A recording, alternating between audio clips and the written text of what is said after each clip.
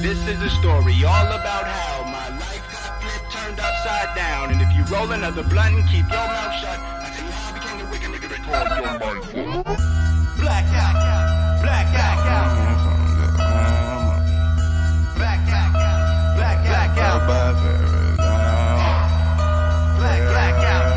blackout, blackout, yeah. Hey, blackout, man. They speak highly of me when I raise my voice. I gotta shoot a fucking free throw to make my point.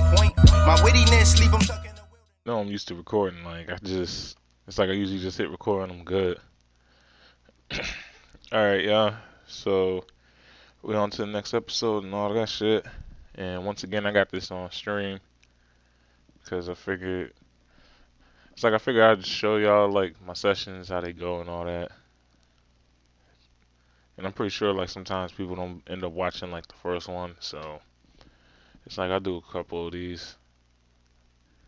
It's like what I'm also thinking about doing is catching up as far as the Mega Man goes. Because the Mega Man, I'm pretty close to it already. Because I didn't go that far in the game. So I might actually start live streaming those episodes. But that's on y'all. Like, as far as that goes. Like, keep me posted before, like, I get started on that. But anyway, onto the story.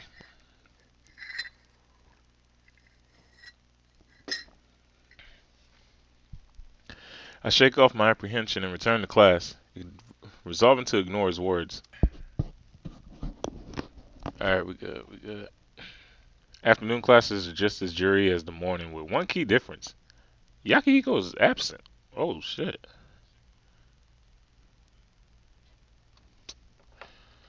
Yo, why is my volume up? It's like I can hear myself talking. The teacher is relieved, if anything, when he catches the empty gap in the seating chart. He chirps about linguistics with a heightened spark in his eye. Yakihiko doesn't return for the rest of the day. Shit, at least I know my voice works. I drift in between lessons trying to bring myself to delete the number on my tablet. I can't do it. After what feels like an eternity, class finally ends. Mizawa doesn't come, Rui doesn't come, Yakihiko doesn't come. I'm still in silence as my classmates hurry to the door, savor their precious hours of freedom before the gates close. Elizabeth is one of them, marching away with her growing crowd of groupies. Mizaki is the only one to drop by my desk. Have you seen Rui today, Yama? Rui? No. If anything, I should be asking about her presence. I haven't seen her in a while. I see. If you see her, please take care of her.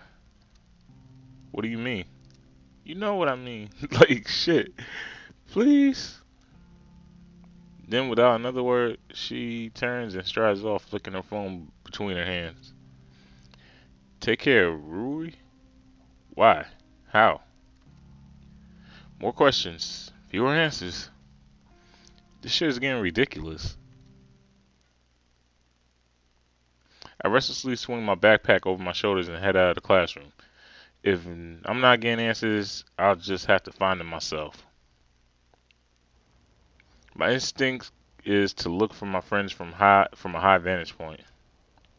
Shortly after arriving, I quickly realized that it's a terrible instinct. Even if I had perfect eyesight, it's not like I can see through buildings.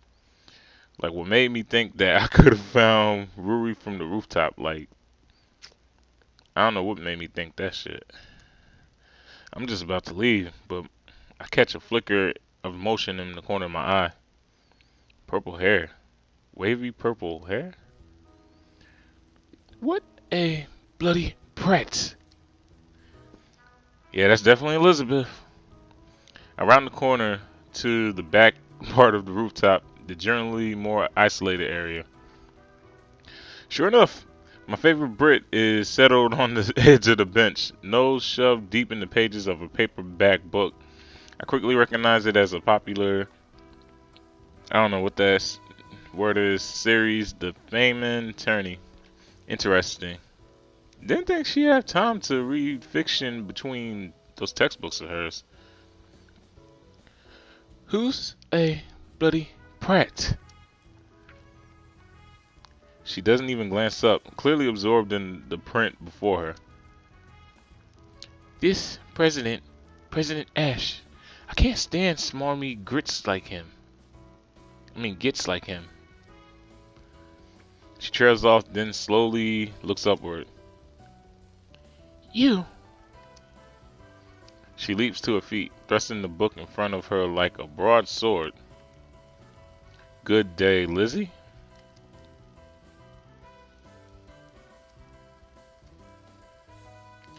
Don't tell anyone. She quickly slides her books behind her, looking down. That was a delayed reaction. I'll take it to my grave, just like you being a barista. Great. I feel so comforted. You don't trust me? I'm hurt. Do you blame me? I want to bite back with a teasing remark, but my tongue is stiff in my mouth. Trust, a fickle thing. Elizabeth's brows furrow at my change of mood. She slowly closes the book, evaluating me for a long moment. Are you worried about the disappearances? For a question, I'm flabbergasted. It's almost like she read my mind. What? The main targets are academy students. It's some cause for concern, isn't it?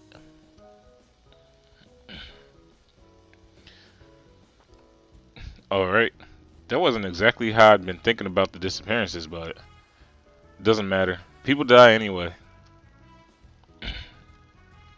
My. I see you have sky high expectations of humanity.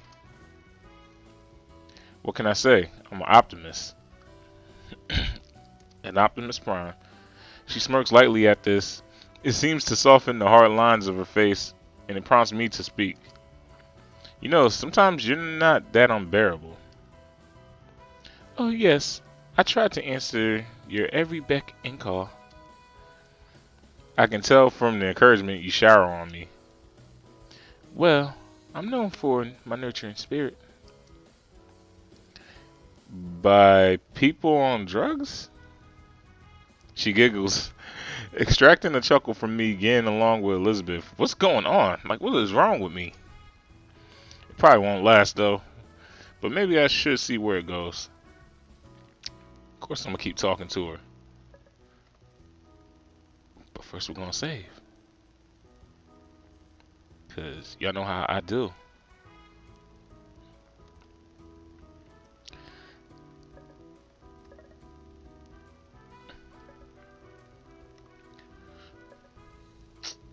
I just realized I probably should have posted the link for this game. It's free, y'all. This game's free, by the way. Yeah, why not? I don't have anything else to be. I don't have nowhere else to be. And honestly, this could be fun. I take a moment to glance over her stacks of tomes. As she, aside from the fame attorney, her selection seems to weigh on the mystery side. Works from all these motherfuckers and more. I also catch multiple outliners in the romance department. These your favorite? I've yet decided. The genre has proven to be enjoyable so far, though. So you don't know the endings. Her face promptly drops into a cold glare. Shit. Don't you dare spoil them. Spoil them? Me? Never. Nah. I peer over her shoulder at the famous attorney. But you know, if I were you, I wouldn't trust that baker boy. Yama, I just said. And the Archer girl, the main character, well, don't be too startled if she kills everyone else in order to win at the end. Oh, stop it! And the little sister, she may or may not be turned inside and become a serial killer. Fine! said you bloody prat. She promptly slams the book and shuts and slides it back into the pile with John. A fresh one. Looks like, man, dogs of the gourmet mind. Spoiler alert! Spoiler alert! The main character dies in the end. Yo, he an asshole, man. Yo, he an asshole. Again, she hastily returns the book and takes another one. The Gaudy Knight. Spoiler alert! The shush. The characters end up hating each other's guts, and swear to become eternal rivals. Are you going to keep on doing this? She looks genuinely upset, so I quickly retract my loss of my humor. I was just making it up. You were? Want me to cross my heart? Hoping to die would be better. You must save the best for last, my dear. She snorts at this, shaking her head in disbelief. My God, you're exactly like... Her eyes shuffle away, sparking my curiosity. Exactly like... Well, you know, Mr. Darcy, sort of from Pride and Prejudice. I think I've actually read Pride and Prejudice. I just don't completely remember what it was about.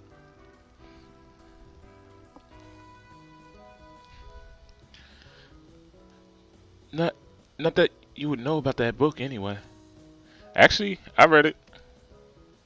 You have? Her surprise seems genuine rather than condescending. I decide to respect it. Why, certainly, Miss Burnett. Miss Bennett. I do consider myself to be well read. Elizabeth straightens up.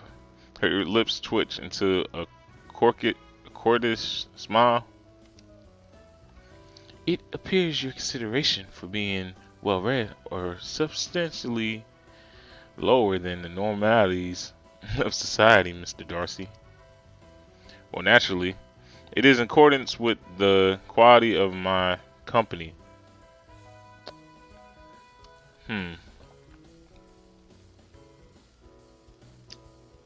Now, Pride and Prejudice can't be that one about that case.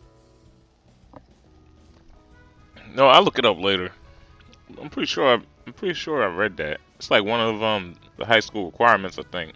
You gotta read that, Catcher in the Rye. Anyway, I beg your pardon. After all, dear Elizabeth, a poor Miss Bennet you would make. You are but half English. As for you, Mr. Darcy, you are twice as conceited as your original counterpart. Why, thank you. It is naught to be thankful for. A proud man I be. A proud man I may be. But I know where to place my gratitude. Is that place one that exists in this world? Naturally not. So I thought. This is actually fun. When Elizabeth loosens up, her wit and intelligence make for a playful combination. Not that she'd ever actually be Elizabeth Bennet, or that I'd be Mr. Darcy. After all, in the end, they fall in love. Just the thought sends me into a shudder of revulsion. I've a small question for you, Mr. Darcy. What might that be, Miss Bennet? What brings you to the rooftop? Your undying beauty. She flushes brightly even though I was joking. You taint those words with your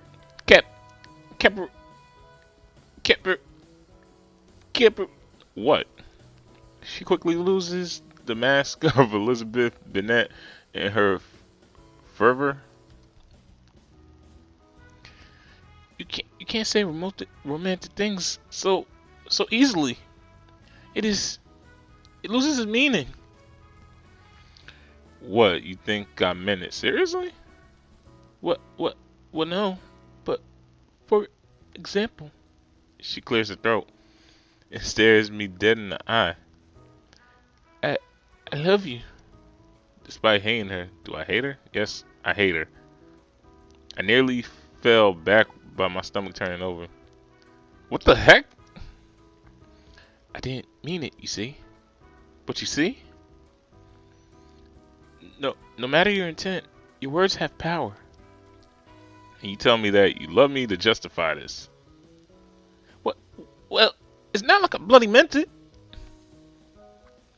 Then why did you say it? To prove a point, you see? You're riled up. You you you you ready to throw them hands at me. That's exactly how I feel when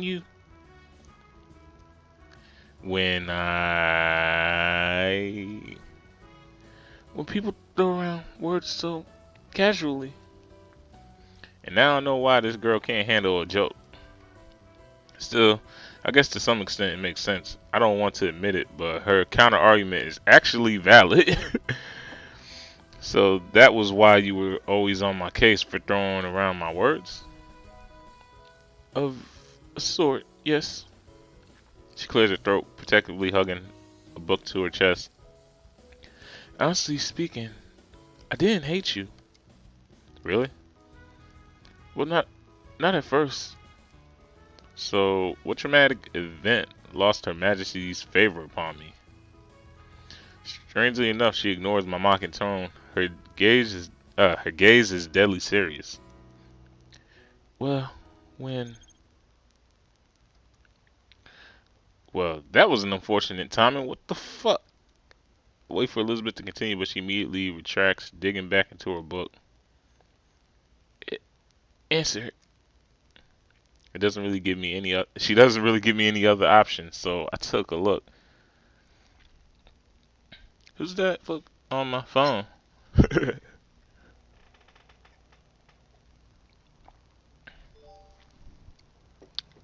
Hey, are you busy right now? I need some grunt labor.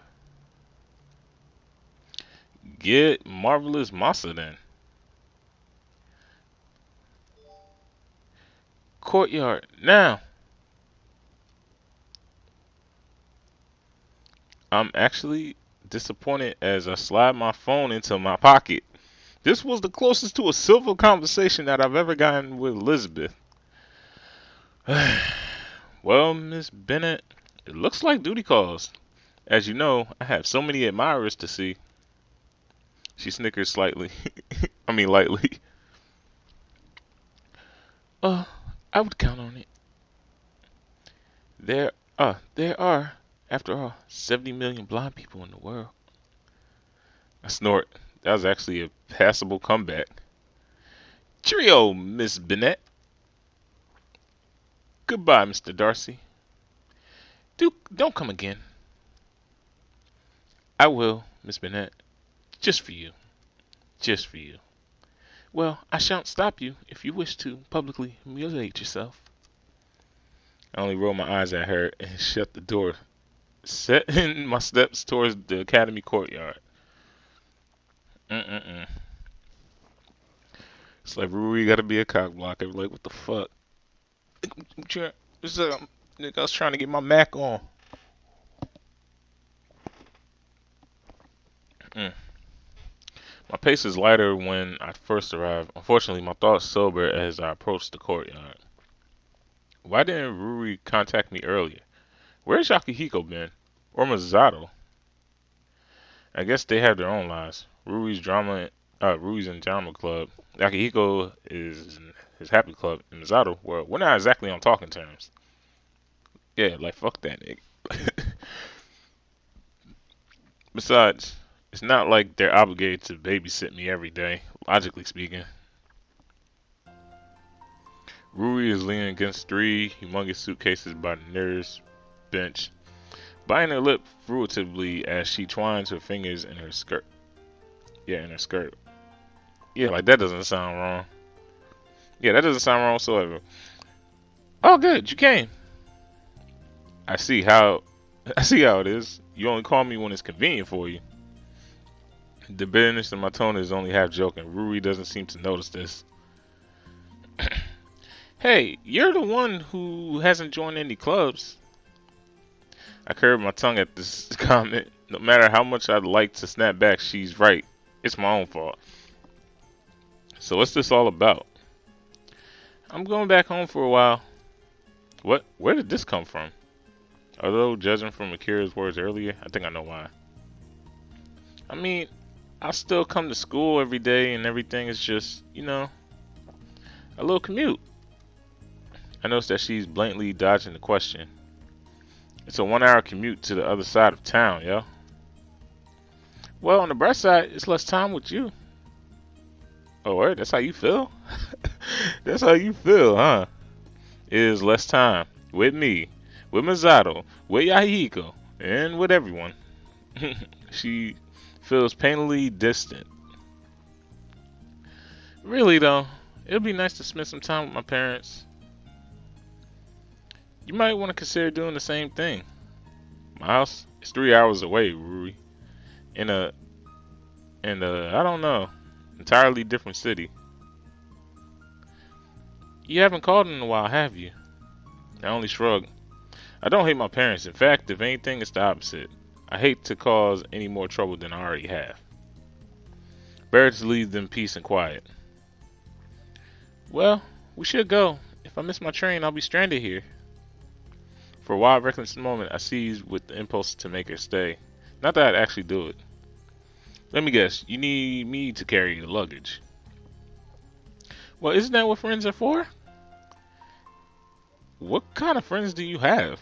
She playfully bumps my shoulder, but it feels foreign, stilted.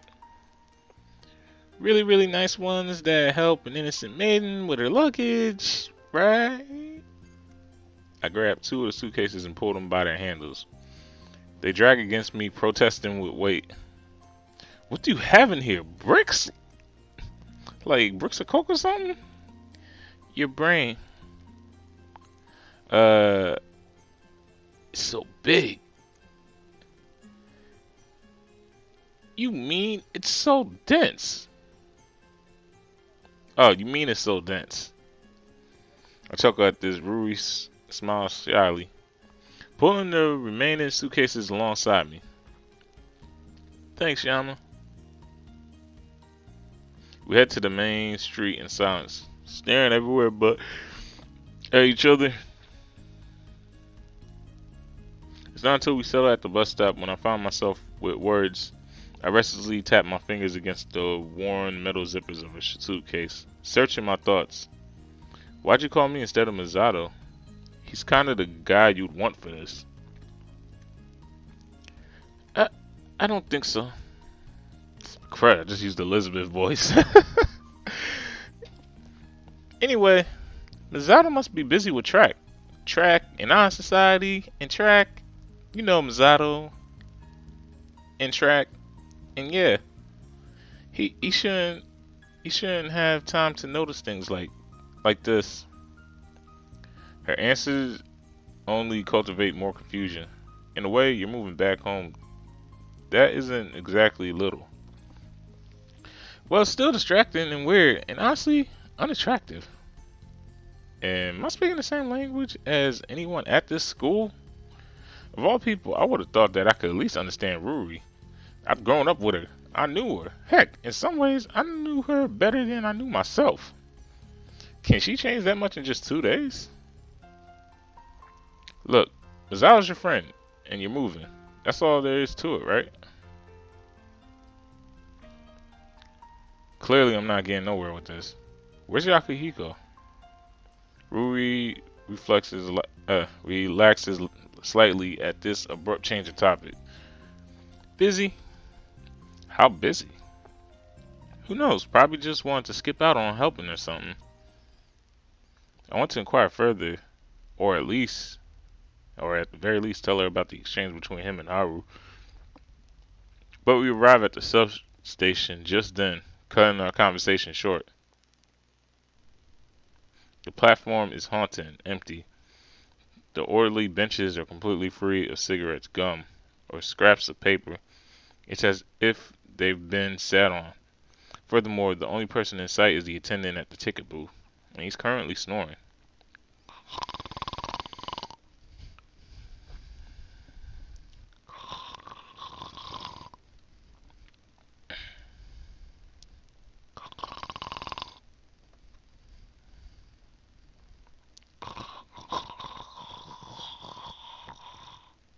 Stop the snoring!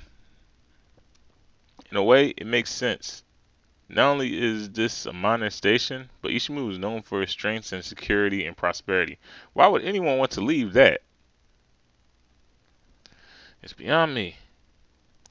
So wait, he's really known for his security though? Then why is this guy snoring? No, it's still strange. The platform had pretty decent traffic when we were heading to District 8 the other day. But now it's completely empty. Yo, will you be quiet? Anyway, like I was saying, even if this is a quiet spell before rush hour, it is reasonable. Like, right? Come to think of it, how's the city reacting to the disappearances? I live in a bubble where the only reactions I see are ones of fellow students. I have no clue what the common office worker is thinking, or the common housewife, or the common fast food worker. Is this city afraid? Or am I just looking too much into this shit? Ruri quickly tugs at my sleeve, clutching her pre-bought tickets in her hand. This place gives me the creeps. Didn't you go home yesterday night? Oh gosh, don't remind me. I swear there was a zombie hiding in the corner. Boo! Eek! I burst in laughter as she leaps away, flaring her arms wildly in my direction. Gama! Well, see any zombies? Do you? I wish Miki were here. She could return the favor with, oh, I don't know, a little scare? A scare? Say, an innocent little bug? Don't you dare. Or maybe a big, hairy spider with huge eyes and splinters that click together as if, come here!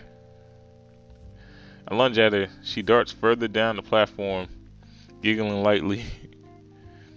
I bolt towards her, but suddenly a shadow darts across the edge of my vision. Get away from me! What? Stop short. Ruri also grinds to a halt. Two academy students are sprinting across the platform on the opposite side of the track, weaving between the columns, jumping over the benches in haste to do to what? At first I think there's usual casual race, but when the second student crashes into the trash can and then plants on the ground, the first doesn't even spare him a glance. It's Yakihiko. She gestures to the student who just took a nasty fall. I look again, stomach dropping as I recognize the familiar head of blonde hair. Yakihiko, what's he doing here? He's struggling to pull himself to his feet, clutching at his ribs. His face is twisted in a way that I've never seen before. Harsh angles and contorted lines. I said contorted lines that make him look like a completely different person. The other boy who's currently halfway down the platform is a bony and pale brown hair that hangs over his eyes. Fuck. Soji and Yahigo, what are they doing here? Isn't Soji supposed to be missing? If, of course, the words of Irie's bully can be trusted. Why they're running? What's going? Yo, you know what they're doing. I said get away. Soji, don't be like this. I hear the faint blare of incoming trains. Oh shit. Yep. Soji staggers closer to the tracks. Wild look in his eye. I know what you're trying to do. I know who you are. You're too close, Soji. Rui bolts forward, but I catch a glimpse of the train and snag the collar of her jacket. Don't. You'll just hurt yourself. The words slip from my throat. Cool, slimy, like a serpent. But Yakihiko suddenly throws himself at Soji, tackling him closer to the train. Rui tenses but doesn't move. Get off! No, you're not in your right mind, Soji. Soji socks him right in the jaw. Yakihiko flinches backwards, but keeps his grip secure as he drags himself to his feet. The train blares its incoming approach. What is he doing? Soji wriggles in his grasp, snapping his feet at Yakihiko's knees. But Yakihiko refuses to buckle. He stumbles closer to the track, ignoring Shoji's fingernails prying at his hands. The train surges closer as they pass over the caution line. Shit. Stop fighting me! Let go! Rui clutches my arm, staring pleadingly at me. We need to help. We can't. What? No, we need to call the police, hospital, someone. It's too late. The lights flare in the tunnel and the barrels close. Rui slumps against my chest, eyes blank. Soji braces his feet against the ground as Yakihiko staggers to the edge. They're screaming now. Half of the words are indistinguishable, drowned by the horn. Killed. Just stood. Watched. It's not fault. Disgusting. Liar. Finally, Yakihiko wrenches his arm. Soji towers near the edge, limbs thrown back. The train thunders forward. Fuck. I absently cover Rui's eyes with my hand, my gaze transfixed at.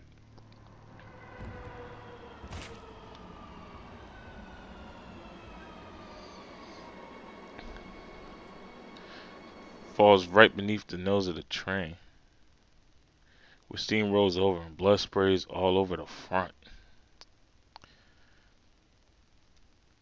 I barely catch a glimpse of Yakihiko's face transfixed with horror before the train pulls to stop between us. What happened? Yama, what? My head begins to spin as red pulses before my eyes. No, oh no. Yama, listen to me. You're okay. You'll be fine. I stumble backwards, my hands groping for a wall, a bench, anything. My stomach rizzed with nausea. We're in Ishimu, Yama. We're in the train station. You can breathe. It's okay. It's okay.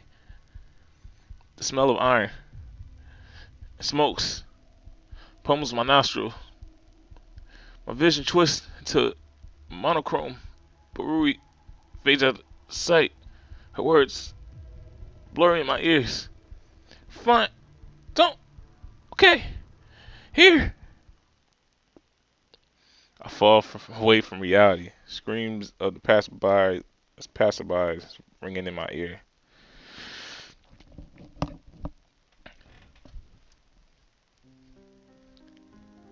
Here, I'll give you a shot. Shit, I'm bugging with Elizabeth shit. Actually, hold on. What time is it? Alright, yeah. I'm gonna go to the next episode. I'll catch y'all.